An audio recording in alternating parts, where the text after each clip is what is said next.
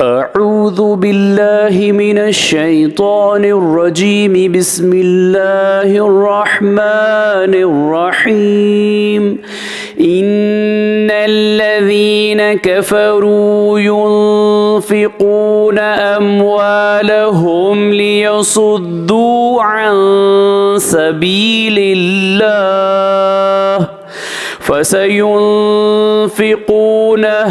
ثم تكون عليهم حسرة ثم يغلبون والذين كفروا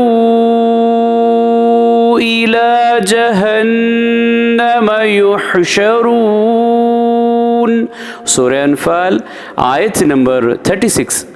बेशक जो लोग काफिर हैं वो अपना माल इसलिए खर्च करते हैं कि लोगों को अल्लाह के रास्ते से रोकें, तो ये लोग आइंदा भी इसी तरह खर्च करेंगे, मगर वो माल उनके लिए हसरत का सबब होगा, फिर आखिरकार मगलूब हो जाएंगे।